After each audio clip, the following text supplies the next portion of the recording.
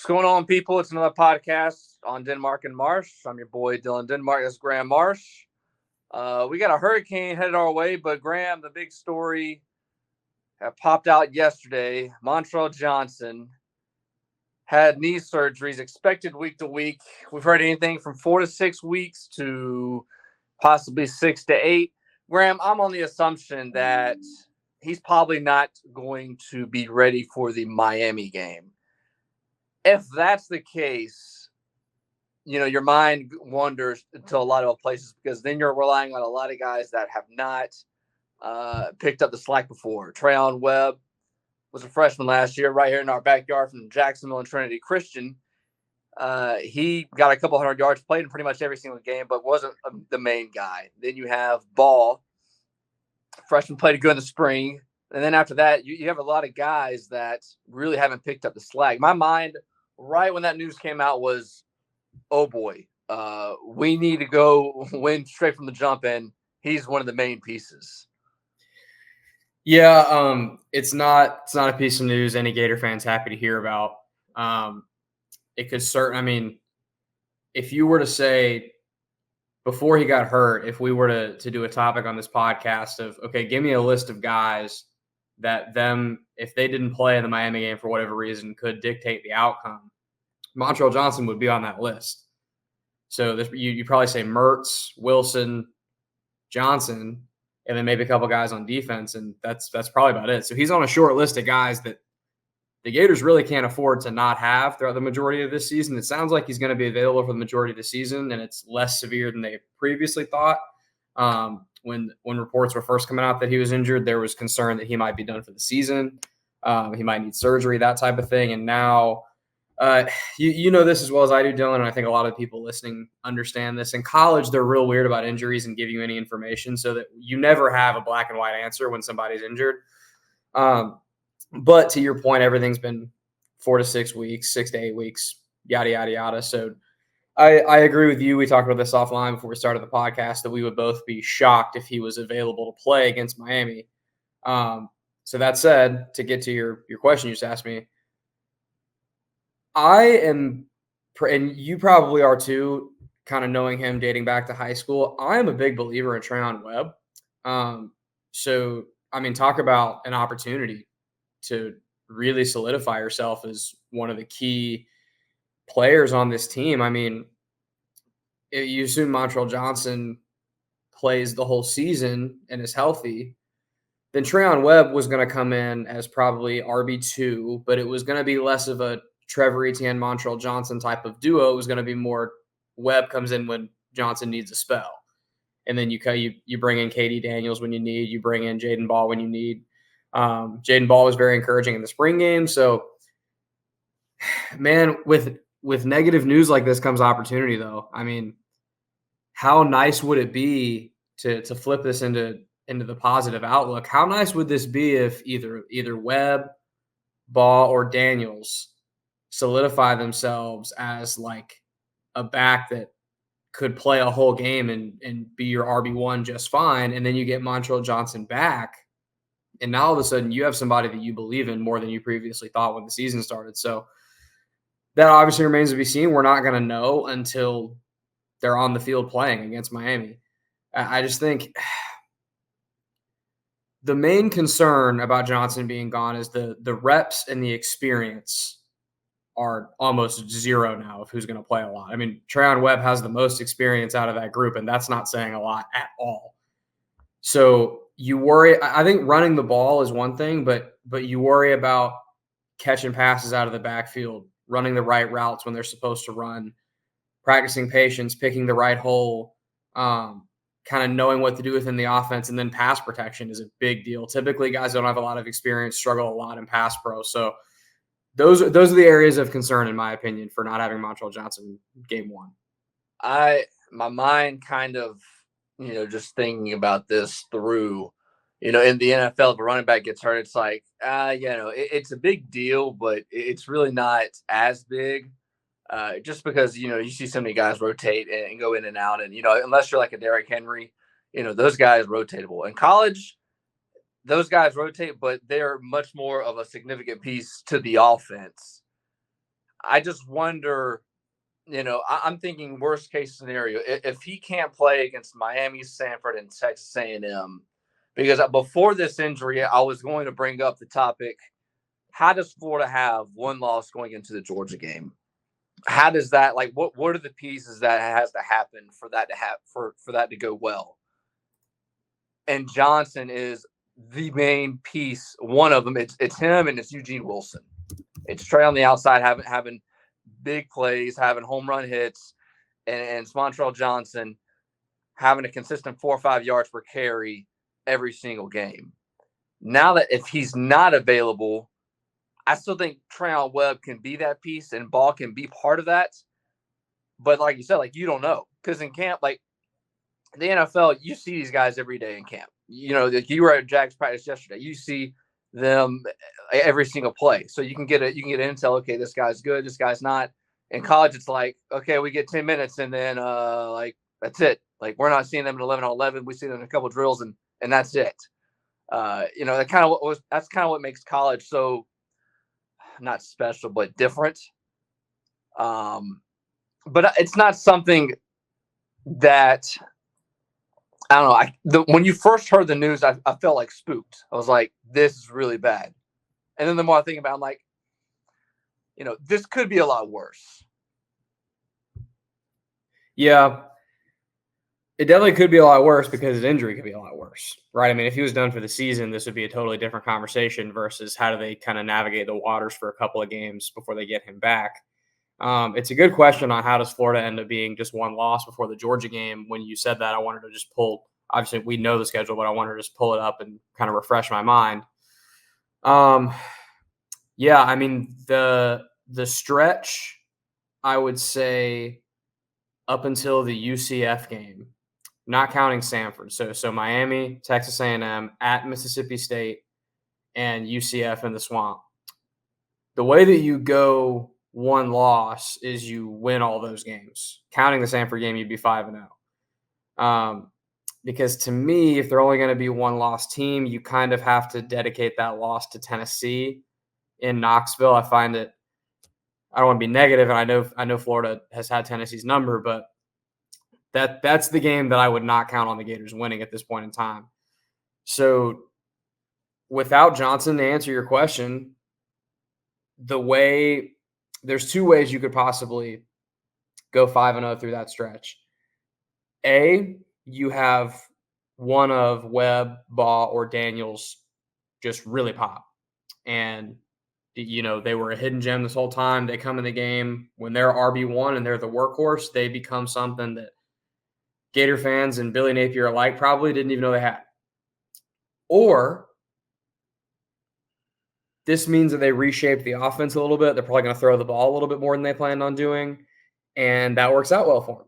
That Eugene Wilson is one of the best receivers in the country. Elijah Badger is caught up to speed with the offense. Chimere Dike, the transfer from Wisconsin, is he and Graham Mertz's chemistry that they built back in Wisconsin is really clicking. The offensive line's playing well. That, to me, is the more likely scenario, Dylan, to be honest with you. I would love for one of these other running backs to pan out. And I think they're all good players, but by pan out, I mean be the dude. Like replace Montrell Johnson's production. But to me, the way that they really make up for that is the passing game is going to have to be that much better, I believe. I think pass protection is going to have to be that much better. The offensive line, big step up necessary for the offensive line now with Johnson being out. And then I need probably, if I'm Billy Napier, I need Arliss Sportingham to really get going early. I need the receivers we just mentioned to get going early. I need Graham Mertz to be on point, which I believe he will be. That, to me, is how they're going to end up replacing this production early on.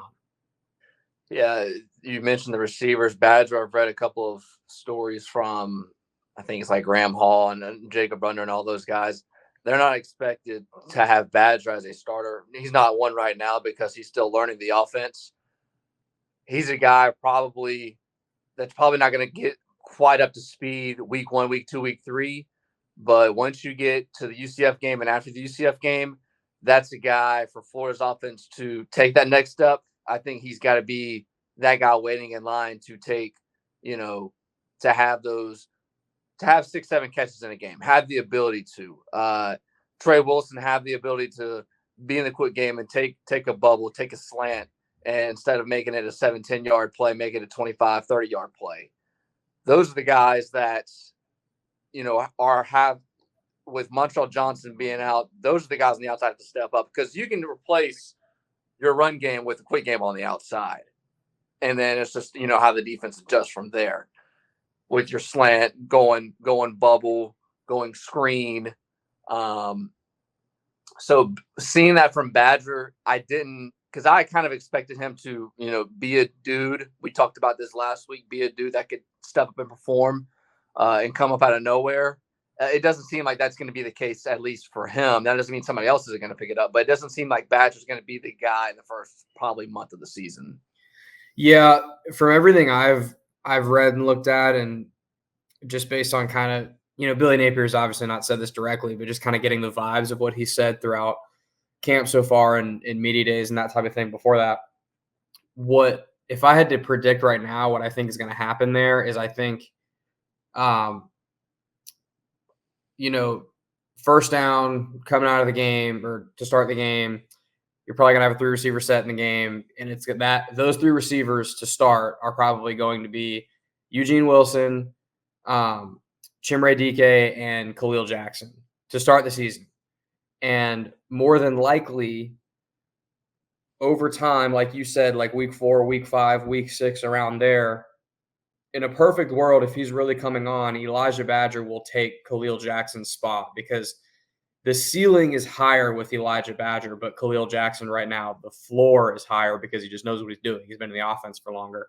And Khalil Jackson's a good player. I'm not trying to make it seem like he's not, but I think if Elijah Badger is producing at what they brought him in to do, then that elevates your offense that much more. And then probably if you bring in 4 receiver sets, Aiden Mizell is probably the next guy to play right now, if I had to guess. Aiden Mizell's had a really good camp from what I've seen. And guys like that are going to have to probably play some more, produce some more in order to replace this Montrell Johnson production like we're talking about. I mean, think about in week 1 how big of a difference it would make if, in the first half, what if Aiden Mizell comes in and he has a big catch, big 25-yard catch or something, and now all of a sudden his confidence is going. Miami's secondary is worried about him, and then that opens up Eugene Wilson to do some underneath stuff and be as quick and fast as he is. And then, maybe Arliss Boardingham's getting involved. Like, if that type of thing is happening and you see Mertz delegating this receiver, that receiver, check down the field, and they're kind of really mixing it up and they've got some momentum, then I don't know that, you and I'll be watching the game together. I don't know that we'll look at each other in the third quarter and be like, man, they missed Montrell. But if they're in quicksand a little bit, they're trying to run the ball, they keep getting stuffed, and because of that, they're getting in third and obvious situations, and Miami's teeing off, and the offense is struggling, we're going to be like, man, they missed number 1. I was thinking about this. Probably not going to happen. You think this increases DJ Lagway's workload at all if Johnson's not up to par the first couple of games? That's a really good question that I have not thought about. Because I think kind of what everybody believes is he's going to have some type of freshman season Tim Tebow, freshman season Emory Jones type of package where he runs, maybe short yardage type thing or just mixes it up. Maybe. I mean, I remember, and I know you remember this too, in 2019, you had Felipe Franks starting the year at the beginning of the season. We all know the story. Gets hurt against Kentucky. Kyle Trask comes in, and that's all she wrote.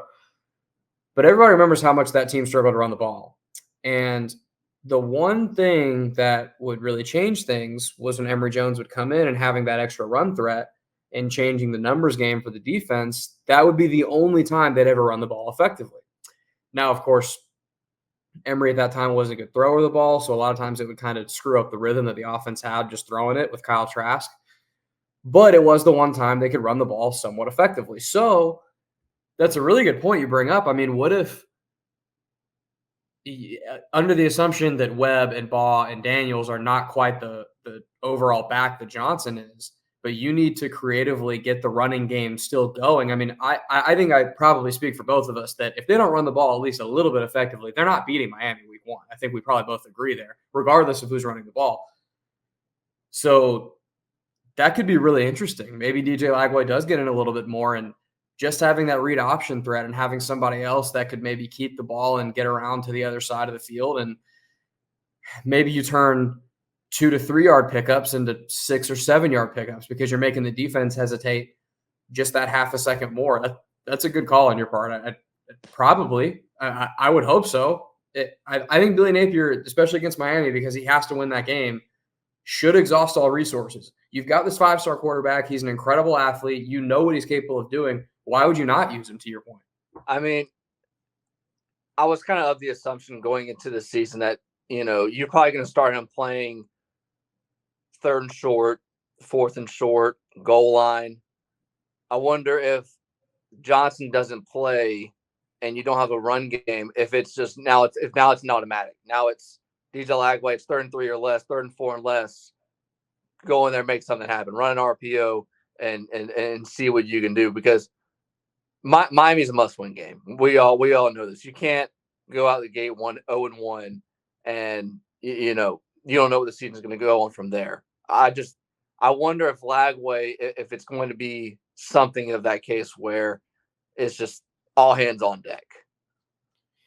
I don't disagree with you. And then not only the short yardage, but also, what if in the Miami game, it's like the 2nd or 3rd quarter at some point, and they've had, maybe 2 or 3 drives in a row that just haven't done anything. They can't run the ball. They're getting stuffed. They're getting 1 or 2 yards at most when they run it, and then they're getting in 3rd and 7, 3rd and 8, incomplete pass, and they're punting. And they've done that 2 to 3 drives in a row. Miami's generating momentum, and something needs to change. That's another time to put DJ Lagway in. It doesn't mean you're going to put him in and bench Mertz. The whole, we needed a spark quote that coaches use. Doesn't mean you're doing that, but literally just to have a spark within that drive. Like that extra read option you're talking about.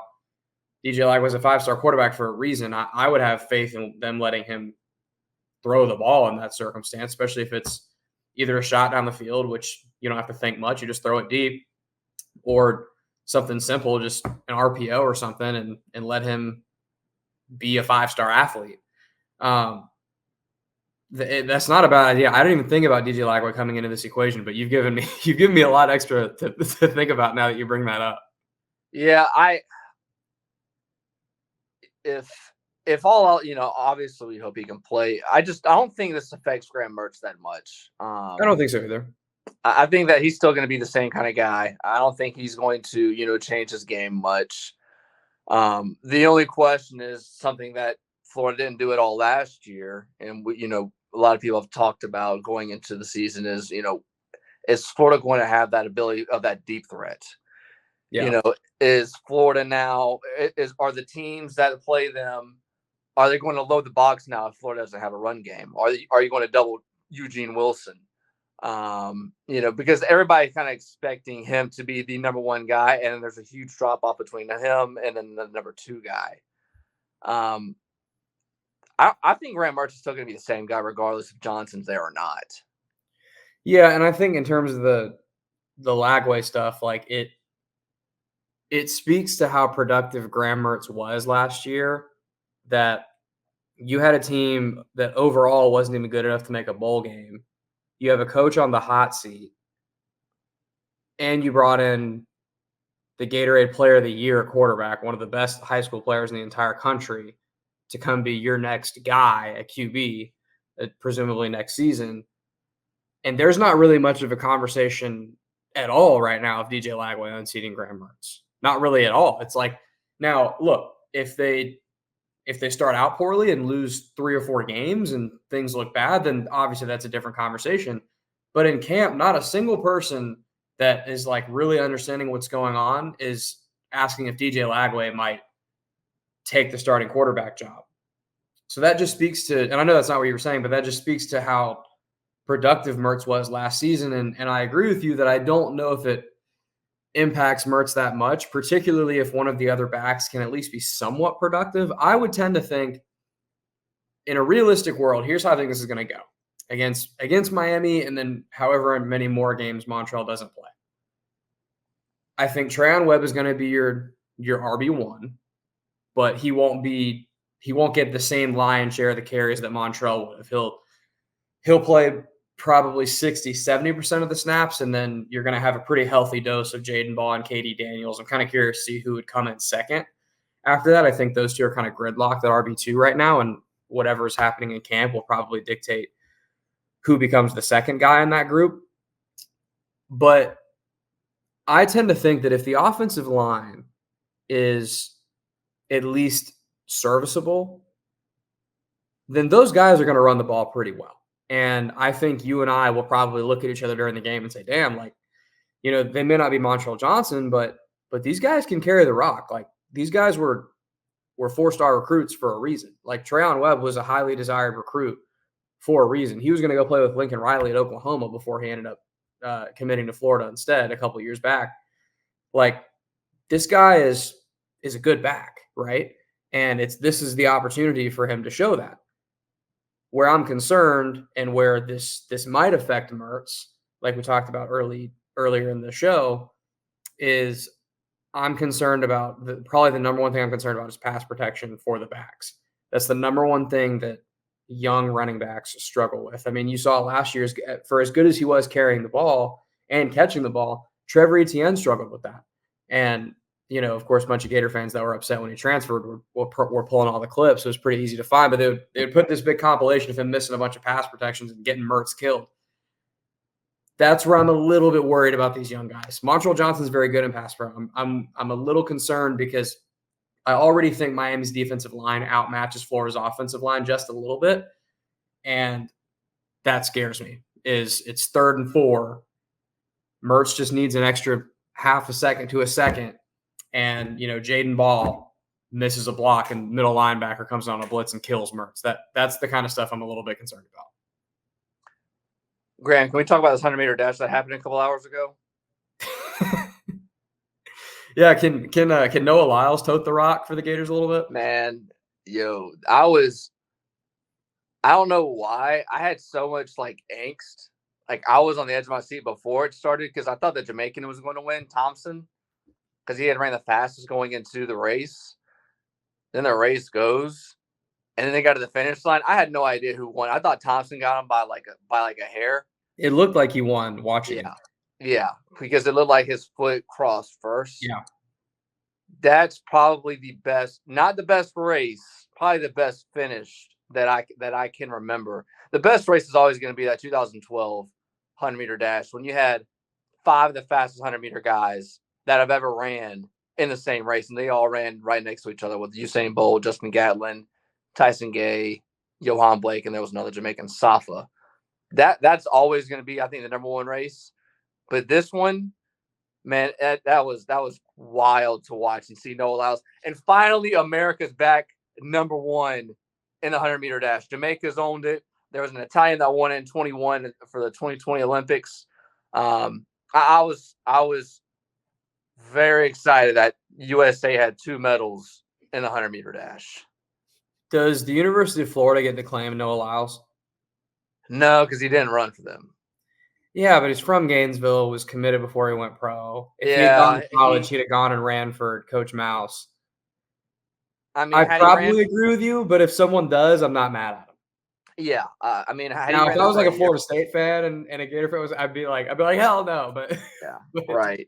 Yeah, I mean, I think if he ran for you, I'd claim him. But when you're that good, like we've seen, just Christian Miller, he was committed to Georgia, and then he just decided to go pro. I don't think you can claim that he's a Georgia guy.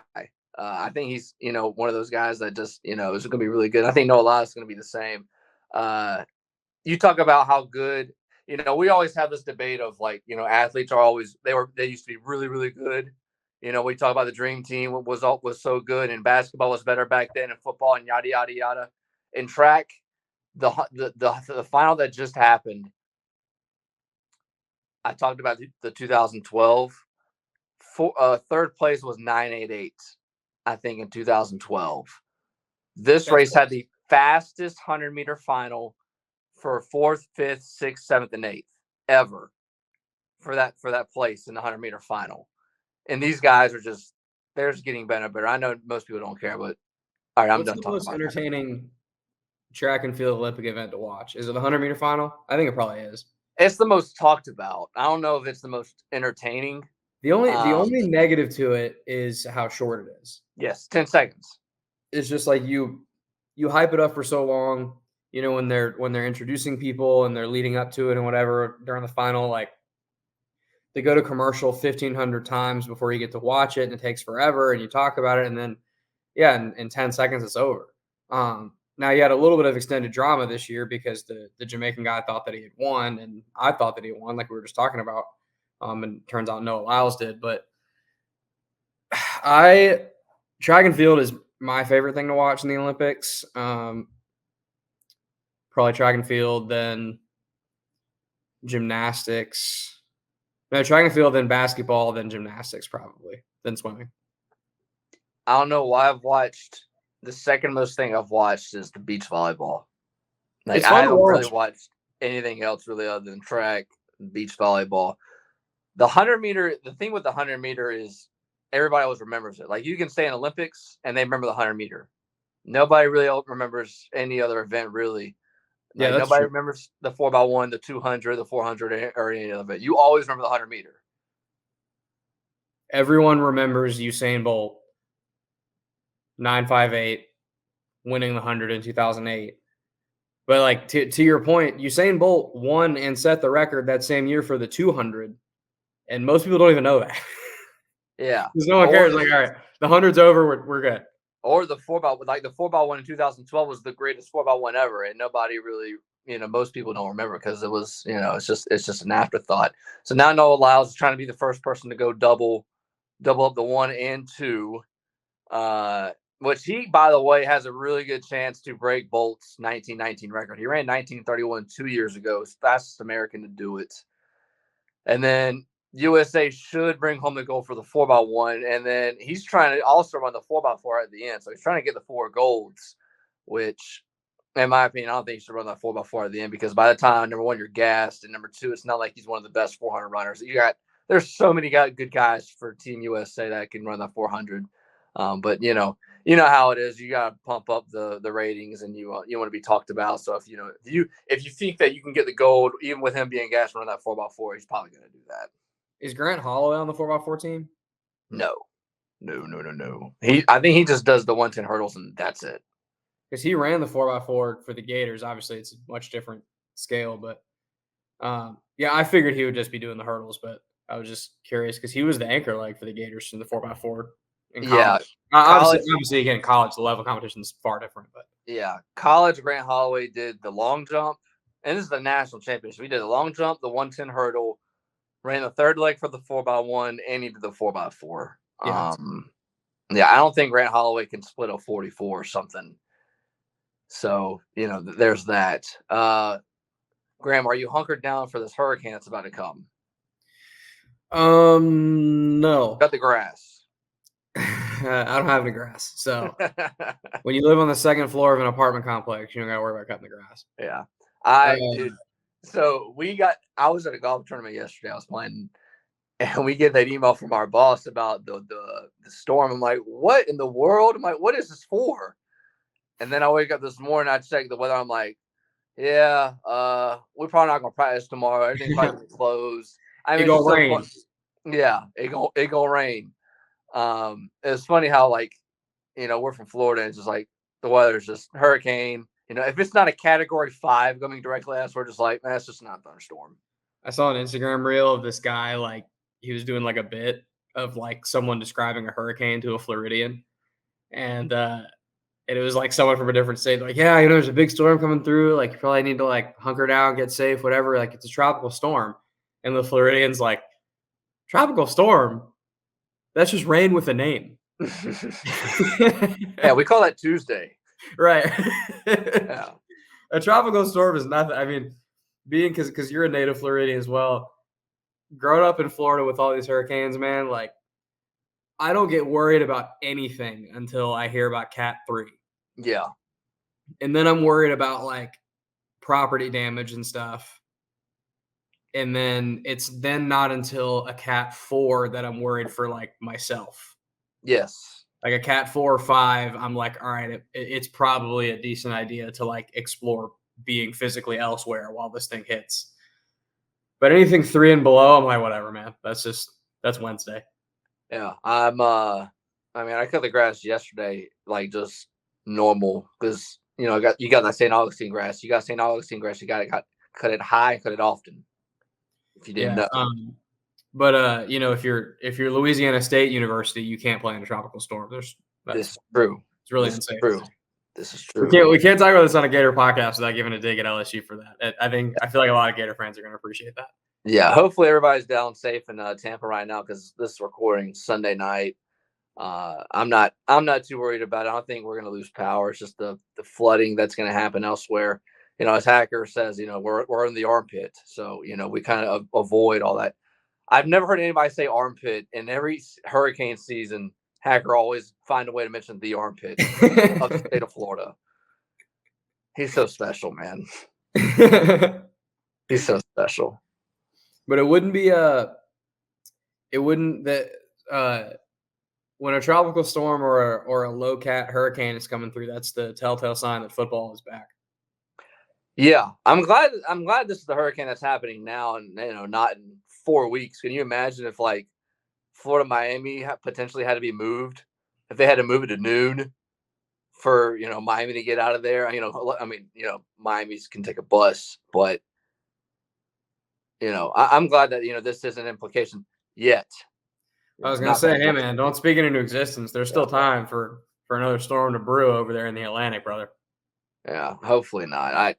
There's nothing worse than one as a football coach preparing. It always happens for the big games. Like, it's not, it doesn't ever seem to be like Florida and like Idaho.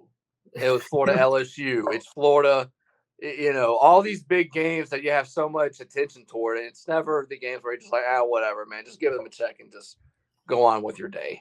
By the way, last thing before we wrap.